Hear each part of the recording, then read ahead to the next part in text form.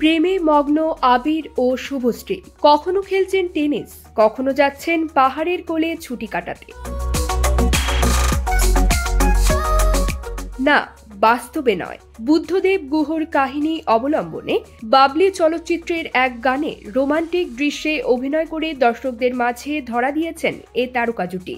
গানটির নাম ডুবে আছি। গানটির সুর দিয়েছেন ইন্দ্রদীপ দাশগুপ্ত। গানটি গেয়েছেন বাংলাদেশি গায়ক মিনার রহমান।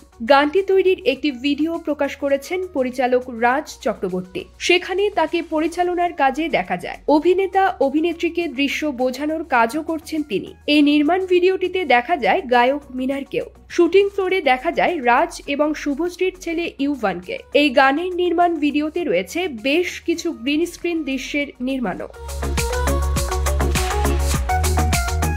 15 আগস্ট স্বাধীনতা দিবসের দিন মুক্তি পাচ্ছে বাবলি। রাজ চক্রবর্তীর পরিচালনায় অভিনয়ের দ্বিতীয় ইনিংস শুরু করেন শুভশ্রী। তিনি কাজ করেছেন পরিণীতা, হাবজি গাবজি, ধর্মযুদ্ধের মতো ছবিতে। পরিণীতা চলচ্চিত্রে প্রশংসিত হয়েছিল তার অভিনয়। গত বছর স্বাধীনতা দিবস উপলক্ষে মুক্তি পায় ধর্মযুদ্ধ।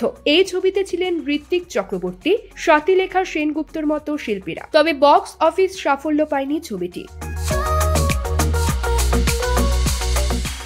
পুষ্পা 2 এর মুক্তি পিছিয়ে যাওয়ায় বাবলি সহ একাধিক বাংলা ও হিন্দি ছবি মুক্তি পাওয়ার সম্ভাবনা রয়েছে ওই সপ্তাহে। বক্স অফিসে কেমন সাড়া ফেলে বাবলি তা জানতে অপেক্ষায় সিনেপ্রেমীরা।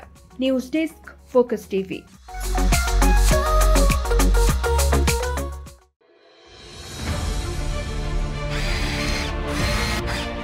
আলোতে থাকুন, ফোকাসে থাকুন, হাত রাখুন প্রজন্মের হাতে।